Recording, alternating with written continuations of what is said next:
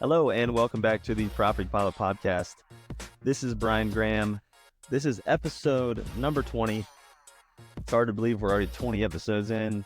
It has been fun. It has been a lot of fun helping you guys navigate the real estate investing journey, sharing my story, and just answering questions along the way and helping people figure out what their goals are and what they're trying to achieve. It's been a lot of fun.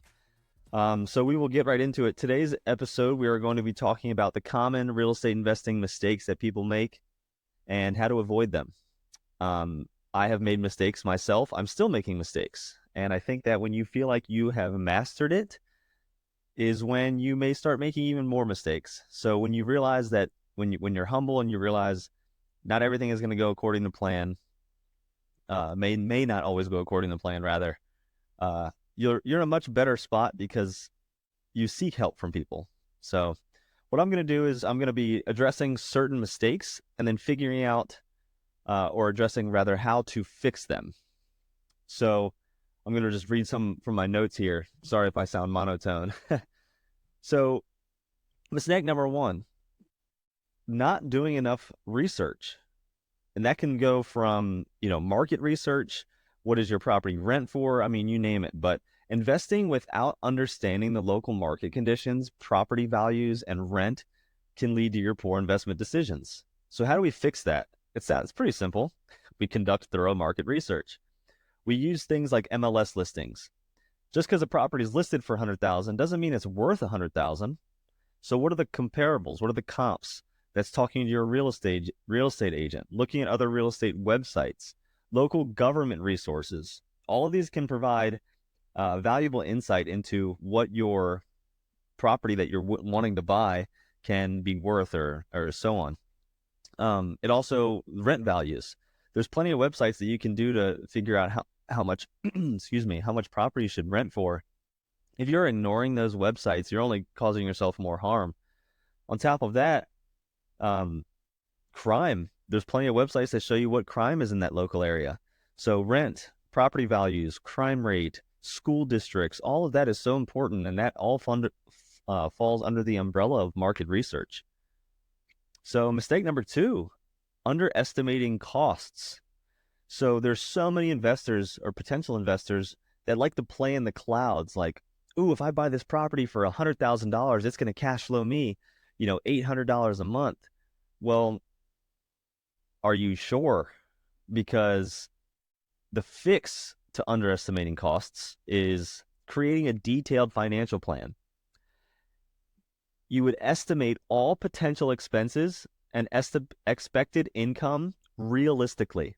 If the most updated version of a property that you're willing to buy can only rent for $1,200 a month, well, your moderate looking property is not going to rent for $1,200 a month. It may rent for $900 a month, $1,000.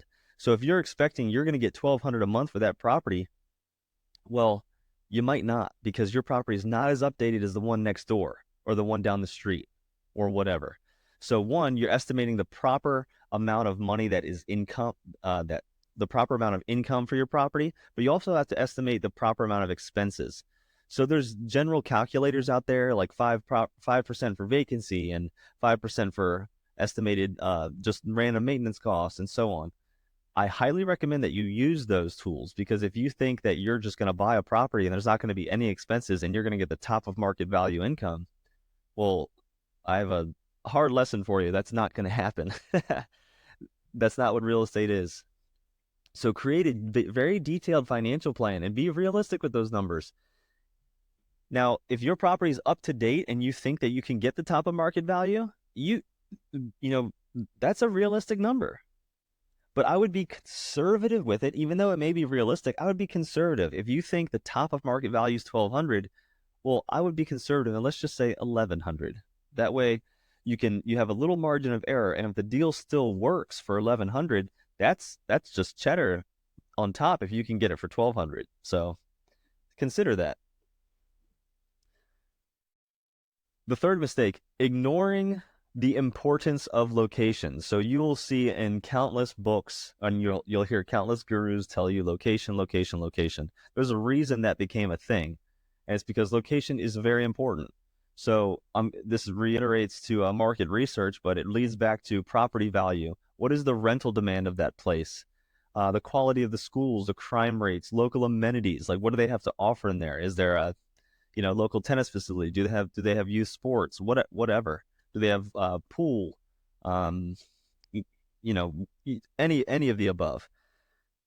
What are the local restaurants? Do they have Dunkin' Donuts or a Starbucks coming up? Do they have Papa John's or do they have local, you know, I don't even know what I was going with that. But my point is big national food chains or restaurant chains like a Starbucks that are corporate owned. Um, Papa John's wouldn't be a good example because it's franchise, but Starbucks that are not going to put um, stores or restaurants or rent places if they don't believe they can get a return on their money. So if you're renting in a population of 4,000, 5,000 people, Starbucks may say no, we're not doing that. We're going to put our Starbucks locations only within populations of 30,000 plus people. So that's important to understand, and the importance of location. And you can gauge what companies are there, can give you a good idea of like, does that company's market research on par with your market research? Or if you are struggling with market research, you're leveraging that company's market research as your own. So if Starbucks thinks it's a good place to have a business, well, it's probably a good idea if you have rental property there as well. So you can leverage their market research. But assessing that location strategically is very important. What is the economic stability of that location? Like, what other companies have headquarters there or offices there? What is driving people there? Is there a reason to live there, or is there more reasons to move away from there than there are to live there? That's important to understand. The next issue would be, or the next mistake rather, is failing to plan for the long term. So many people, like, let's say, are short-sighted where everyone wants to get rich quick, or they want to get a return on their money as quick as possible. I want to buy that property, the cash flow is good. Well, what is the long-term plan for you? That this plays into your goals, which we've talked about in previous podcasts. But real estate is generally a long-term investment, so not having a long-term strategy can result in suboptimal decision making, such as selling at the wrong time or missing out on potential tax benefits.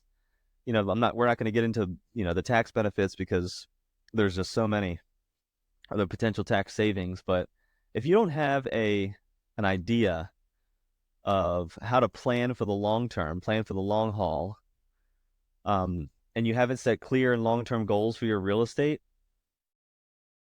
it can get difficult to figure out how to get out. So really, you're almost trying to figure out what your exit strategy is before you even buy, so you can plan for the long term. So if you put in $20,000 and your return on investment is 25%, that's great. You'll get your money back in 4 years. But what if your property appreciates over that time by $50,000? Now you technically could sell and get your money back immediately, but what are you going to do with that money? So that's where I would really implore you to figure out what is the long-term strategy. That way you don't get caught, sitting on your hands at the wrong time. So the next mistake would be over leveraging. Now this is important. This is something I believe I dabbled into this year. I bought 2 properties and did a cash out refinance, and then bought 3 more, all within 1 year. And luckily my wife and I have good paying jobs. We both own our own businesses, but the real estate income also helped supplement that, so we could pay the debt. That wasn't really a problem. But using too much debt can increase the risk on defaulting on your loans. And really, the situation we're in right now is, over the last probably 7 months, the real estate income that we've made has gone right back into renovating the properties that we've had and turning them over, because we've had some not favorable tenants when we bought them, which was expected because the properties appreciated for over what we bought them for. The housing market was not horrible, but it wasn't great. Um, all of our properties have less than a 7% interest rate, uh, except for one actually. And then we're doing a cash out refinance on another that'll have like an 8.5% interest rate. But now we're to the point where our properties are getting much more stabilized with favorable tenants. Communication's been better, and we're starting to see an up curve now from that quote unquote over leveraging, because after you pay the debt and start to renovate some of those properties, we're pretty much breaking even over the last 6-7 months. So this past month in April, we were profitable, which is fantastic. And you have to manage that debt wisely. So you have to, once you do your calculations, make sure that you can actually cover your expenses. But, my wife and I only had to come out of pocket, some money from our normal jobs, but mainly we were able to use that income from real estate to kind of renovate, which is fantastic, which is a win. At the end of the day, they're paying down the mortgage, we're getting the tax benefits, and we're using the income to pay down, using the income to renovate their own, themselves. So we're not really having to come out of pocket a lot of money, which is fantastic. So the next mistake would be neglecting property management. And this is where I have gotten fed up over the last couple of years. Is I feel like I was just paying property management to do nothing. And why am I having to consistently manage you when you're the property manager? If I'm doing that on a daily basis, why not just manage the properties myself? And so that's what I've done, is implement effective property management. And now there are companies out there that will do actually a good job. I have just not found one yet for my properties. My properties are also located more in rural locations or suburban rural locations, as opposed to big cities where there might be like bigger, more well-oiled property management companies. But poor property management can lead to high tenant turnover rate, uncollected rents, deteriorated property conditions, and that's what mine really was. My property managers have been poor when it comes to renovating properties and turning them over. The amount of tenants that have lived there, it's like, one guy signs a 1-year lease, then the new person comes in, they sign a 1-year lease, the new person comes in and signs a new 1-year lease. So the same unit has been rented 3 different times over 3 different years, and I get an email about these, rent increases they want to do, because the more they increase rents, the more money they make. Yeah, sure, the more money I make too, but that turnover is costing me money. It's not costing the management company money. So for example, if I rent a property for $1,000 a month, and then the next year the person says, the property management company says, we're going to raise the rents to $1,050. This person doesn't sign a new lease. They leave. It costs me $2,000 to turn over the unit. Well, the management company is the one who renovates the unit. So they've now made a profit from me turning over the unit. The new person comes in, rents it $1,050. So I got a $50 increase in rent. So I'll make $600 more that year, but my cash flow is only $300. So I made $3,600 the previous year, cost me $2,000 to renovate. So my net cash flow is only $1,600 a month, or $1,600 for the previous year. Now I can make an extra $600, but if that new person only rents for a year and I got to do the same thing again, I will eventually be in the negative.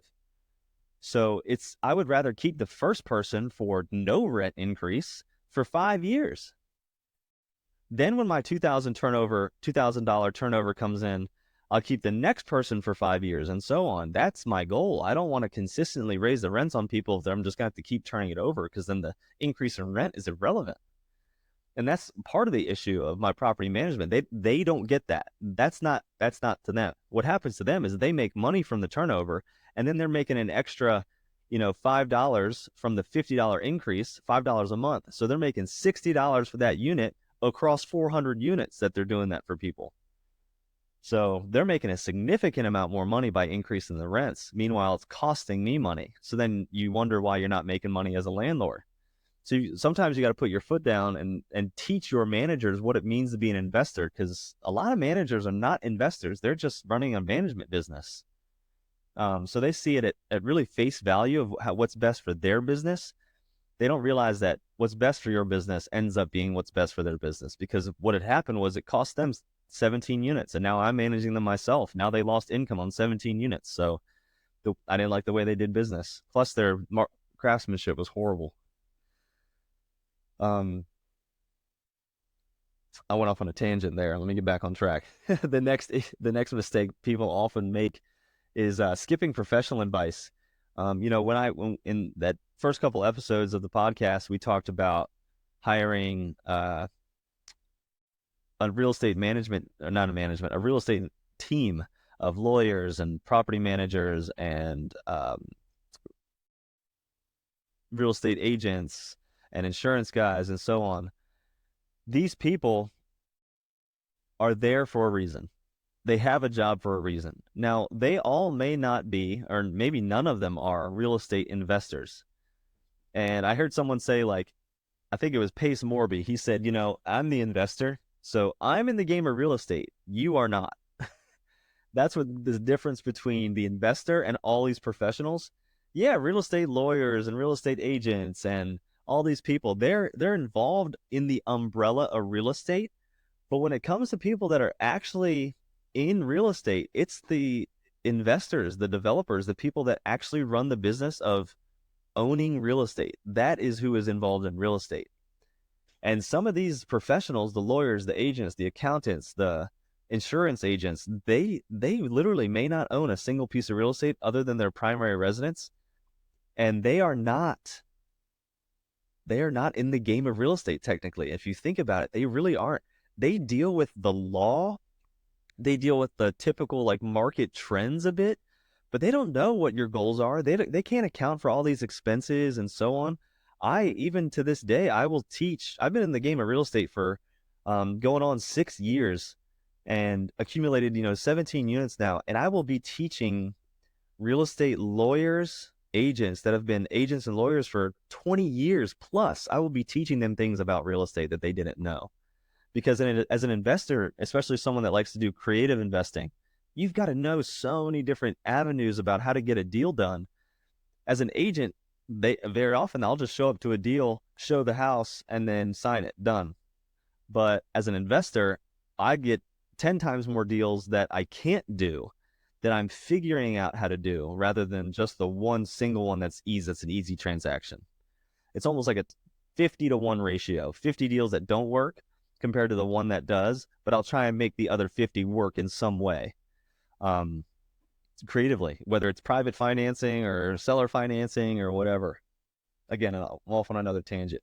But the reason those people are involved, and people as the investor, I need to listen to them. If I go to them for something, if I analyze a property and I do all of my due diligence, and then I seek out a professional's help and they're advising me against it for a specific reason, I ask them for a reason. I need to be listening to them.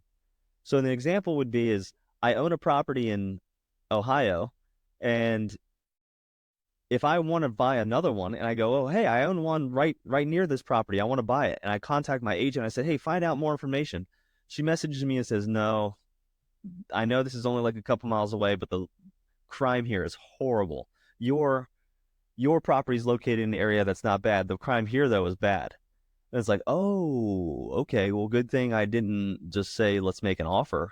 She's giving me her advice on where I should be renting, where I should be buying, which is exactly why she is the expert on the ground of what areas are good. So that's why I went for that specific one and went away from the other one. Contacting lawyers about, different deals, like, hey, can I do a private financing deal with this guy for this rate and so on? What does that look like? Oh, well, we can set this up. We can create these documents, but I recommend that you transfer the property in an LLC and so on. It's like, oh, duh. Like, why didn't I think of that? So they can help you with like protection. They can help you with anything. And it's important that when you ask them questions, you listen to them. They have these jobs for a reason. The next issue that people make is emotional investing. And with real estate, you really don't it's difficult. I think it's difficult to make an emotional investment with real estate. If you're in the stock market and I put $10,000 into a stock and the stock goes down 5%, I'm kind of shitting my pants there. I'm like, oh no, the stock went down, and I get upset. I get sad. And that's emotion. Stock goes up 5%. I'm like, let's go. Maybe I should sell. I just made 5%. That's also emotion. So I'm making investment choices based on emotion. That's more in the stock market. You can buy and sell stock, like that with the click of a button. But with real estate, however, I'm buying a property. I can't buy and sell that property in a day. It just doesn't happen. You've got to go through closing. You've got to do title searches. You got to get insurance. You got to do all this stuff. It takes a month or plus. That's why in financial companies and banks will say, oh, we can close in 30 to 45 days once we've done all the research. Deeds have to be recorded. So it's much more difficult for me personally to make an emotional decision about real estate because it can turn into a very, very, very expensive mistake. And I'll go back to the one example when I was just 3 properties the other day came on the market. And I contacted my real estate agent and I said, hey, these properties are Section 8. They cash flow extremely well. I'm interested in buying these. The total value of the properties was about $140,000. That means out of pocket is only about $28,000 to $30,000. It would probably cash flow $1,000 a month total, all 3 of them. That is a lot of money. That is $12,000 divided by a $30,000 investment. That's above a 30% return in this market with about a 7.5% to 8% interest rate. Who would not do that? So I sent these properties to her and she says, okay, you do not really want to buy these. I would advise against it. These are high crime areas. And it's like, oh, okay. So even though there's Section 8, even though the government's paying me, if I get a renter or a tenant in there and there's someone dies, someone gets shot, there's someone gets robbed or whatever, I'm going to have a high turnover rate. I'm going to be renovating properties. My maintenance guy told me he wouldn't even feel comfortable doing work there. So that is something you really don't want to get involved in, is the emotion of, I can make a lot of money and you're working in the clouds there like, oh, this property is going to be so great. But when you take a step back and you say to yourself, okay, this is not what I really want to buy. It comes down to a non-emotional decision of, there's high crime, I'm moving on. Or, yes, you can make a lot of money, but it would have to be a property that is literally deferred. I would have to defer maintenance on this property, buy it, have a tenant there, not take care of it, just so the government can pay me, which is unethical. So I'm not doing it. So it's actually a very easy decision. You want to buy a property that's in a good area that grows in value over time with low tenant turnover rate. Those are very non-emotional things from factual data that you can find across many different websites and people's opinions. So that is the fix to the next to the previous issue that I said. So emotional investing is a common mistake. The fix: base your decisions on data. Make investment decisions based on thorough analysis and quantifiable data rather than personal preferences or emotional impulses, which would give you the inkling to go online and look up something, the research of that specific area or property, rather than thinking like, oh, this is a good looking home and it cash flows well. Let me tell my realtor to make an offer, or let me cold call a realtor and make an offer without an agent, which is even worse because you're not even there. You're not the expert at making an offer in the area if you're the out-of-state person, that is. So again, I advise against emotional investing, which is why real estate, I think, is difficult to be emotional, but people make mistakes all the time based on emotion. But I do think that it's difficult to make an emotional decision based on real estate, because when you're looking on Zillow and the way a property looks strikes you and says, oh, this is nice. Let me check this out. Let me put it in this website. Oh, the website I look for crime is called spotcrime.com. Oh, let me put the address in spot crime. Oh, there's shootings all around the property. Okay, well, I'm moving on. It's not even a question. I'm not upset. It's just like, oh, it doesn't work. Let's move on. Find a new one. So, guys, that concludes episode 20. I hope this was of some value. I think that these mistakes people make all the time. I've made a few of them myself. And you're never not going to make a mistake, but of the 8 main mistakes that I listed, hopefully you can mitigate these mistakes as you begin to invest through listening to podcasts like this, or researching reading different books and researching different markets and really going thorough before you find your first investment. You'll really mitigate a lot of those issues. And we'll make issues along the way, but they're small ones and you'll learn a ton from them. So don't be afraid to make mistakes, but definitely do as much due diligence as possible to avoid those mistakes. So I hope you enjoyed this episode. I will see you next week for episode 21. And always remember, it is never a bad time to buy real estate. You guys have a good week. Thanks.